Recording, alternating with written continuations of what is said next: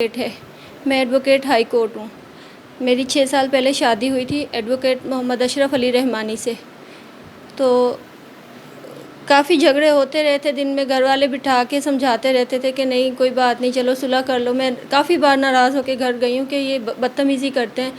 बहुत दफ़ा इन्होंने डांटा है बुरी तरह, बहुत दफ़ा मारा है उन्होंने बुरी तरह। लास्ट टाइम मैं प्रेग्नेंट थी, मेरा तीसरा बेबी थी, उस 8वां महीना था मुझे। जब इन्होंने मारा था तो बेबी का पानी ज़ाया हो गया था। तो उस पर मुझे डॉक्टर हिना, जो टंडो आदम यहाँ सांगड़ में रहती हैं, हिना शीना हॉस्पिटल से, उन्होंने मुझे 5 ड्रिप्स की थी कि आप जो है ना ये लगवाएं तो फिर पानी कवर होगा। पानी बच्चे का ख़त्म हो गया अंदर से। तो उसके बाद फिर मैं अम्मी के घर चली गई, वहाँ पर मैंने अपना इलाज करवाया, ट्रीटमेंट करवाया। फिर यहाँ पर एडवोकेट हमारे मोहम्मद शरीफ मिसरानी साहब हैं, उन्होंने मुझे बुलाया अपने ऑफिस। वो कहते हैं कि हम आपकी सुलह करवा देते हैं, आप कुछ हमारी बात रख लो। पहले भी सर अब्दुल्ला खटक हैं टंडो आदम में, उन्होंने हमारा ये कंप्रोमाइज़ करवाया था। उसके बाद सर अल्ताफ़ जुनैद जो हैं टंडो आदम में एडवोकेट हैं, उन्होंने भी हमारा कंप्रोमाइज़ करवाया था जब भी लड़ाई हुई थी। उसके बाद सर शरीफ ने मुझे बुलाया और उन्होंने कहा कि मैं आपका पैचअप करवा देता हूँ, कुछ बातें आप मानो कुछ वो माने, तो आप लोग अपना घर बसाओ, छोटे छोटे बच्चे हैं, बच्चे ख्वार नहीं करो आप लोग। तो उस पर फिर जो है वो मेरे हस्बैंड ने 1 साल, ये लास्ट टाइम अगस्त में ये मसला हुआ था, मेरे पास सारी मेडिकल रिसिप्ट इसकी मौजूद हैं।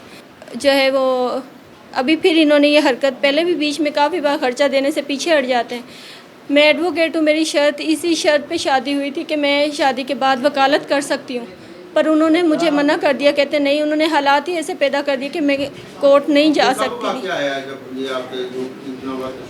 ये कल नहीं बनाया था, मैं कोर्ट गई थी केस के हवाले से। सुबह में जा रही थी तो मेरे हस्बैंड कहते हैं तुम जाओ कोर्ट में, तुम्हें तलाक दूंगा। मैंने कहा मुझे तलाक दे देना। फिर मैं शरीफ मिसरानी साहब के पास गई, मैंने कहा सर आप इनको समझाएं, छोटी छोटी बातों पे ऐसे नहीं। शादी मैंने इसी शर्त पे की थी कि मैं वकालत करूंगी, पर इन्होंने कहा नहीं। तो मैं फिर समझा के सर से बात करके इन्होंने मुझे कहा कि हम इसको समझाते हैं, फिर हम घर आते हैं। तो उन्होंने उनको समझा के घर पे भेज दिया। शाम को मैंने नीचे ऊपर जाके अपनी अम्मी के पास सो गए। हमारा तो रात से जो आपके ऊपर इतना तशद्दुद हुआ है और उस पे आपने कोई मेडिसिन या कुछ या फिर स्टिचिंग हुई थी? ये स्टिचिंग रात को ही हुई है, पर मेरे घर वाले, जो मेरे ससुराल वाले मेरे साथ आए थे, जो मेरे चाचू ससुर हैं वो आए थे मेरे साथ, उन्होंने मुझे उठाया घर से, वो यहाँ हॉस्पिटल लेकर आए मुझे, उन्होंने स्टिचेस लगवाए मेरे, उन्होंने ही का कह दिया। और मेरे जो जेठ हैं, मेरे मोहम्मद सजाद नाम है उनका, उन्होंने कहा कि ये गिर गई है, इसे गिर के चोट लग गई है। ये क्या मारा है? ये उन्होंने पहले मुझे मारा, 2 मुक्के मारे हैं इधर आँख के ऊपर। तो जब मैं नीचे गिरने लगी हूँ तो उन्होंने पीछे से धक्का दिया, मेरे दोनों हाथ जाके डिवाइडर में लगे हैं। डिवाइडर में बीच में जो शीशा होता है वो दोनों शीशे टूट गए, वो शीशा लग गया, यहाँ पे कट लग गया है। फिर उन्होंने टावल मैंने लपेटा, इस पर लपेट के फिर मैं बैठ गई हूँ उधर। तो फिर उन्होंने कहा कि इसको ले जाओ, हॉस्पिटल ले जाओ। अपने बार को आपने इत्तला दी है? मैंने अपनी बार को रात भी फ़ोन किए, सुनील कुमार हमारे प्रेसिडेंट हैं, मैंने उनको फ़ोन किया रात को कि आप आएँ कुछ करें। उन्होंने कहा कि मैं किसी को कहता हूँ वो आ जाएंगे आपके पास। वो यहाँ पर नहीं आए। मैं 6 साल हो गए, मुझे 7 साल हो गए यहाँ पर डिस्ट्रिक्ट सांगड़ में मैं वकालत कर रही हूँ।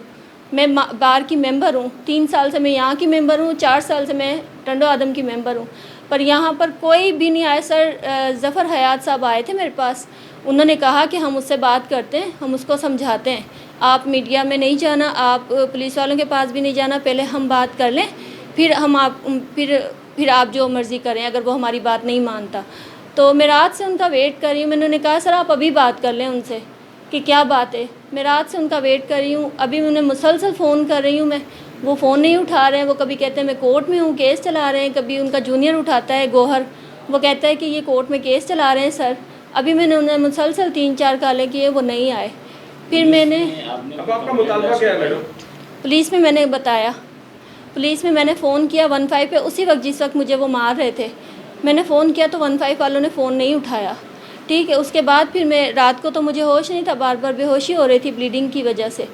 अब मैंने जो है वो एसपी साहब के पास फ़ोन किया, तो उन्होंने फिर जो है उनके ऑपरेटर ने, उन्होंने कहा कि हमने एसएचओ साहब से बात की है, आप उन्हें, वो आ रहे हैं आपके पास। फिर एसएचओ साहब मेरे पास आए, उन्होंने देखी सारी सिचुएशन, उन्होंने कहा कि बेटा आप जो कहोगे हम वो करेंगे। पर जो है ना आप लेटर वगैरह बनवा लें, यहाँ की कार्रवाई सारी पूरी करवा लें, फिर आप जो है वो ये लेकर लेटर मेरे पास आ जाए तो मैं एफआईआर करता हूँ। फाइनली मुतालबा क्या आपका? फाइनल मुतालबा मेरा क्या हो सकता है आप बताएं। मेरी माँ बीपी हाई की पेशेंट है, उन्हें रात से पता है, वो रात से बेहोश हैं, बार बार होश में आती हैं, मेरा पूछती हैं, फिर बेहोश हो जाती हैं। आपके कितने बच्चे हैं? मेरे 3 बच्चे हैं। अभी तक कोई नहीं लिख रहा है मिलवाने। रात मेरे रूम से मेरी बच्ची मेरी सास उठा के ले गई अच्छा, हैं। फाइनल आप अभी क्या चाहती हैं? आप जो मीडिया से बातचीत कर रही हैं, आपका मुतालबा मैं क्या है? मीडिया से इंसाफ चाहती हूँ।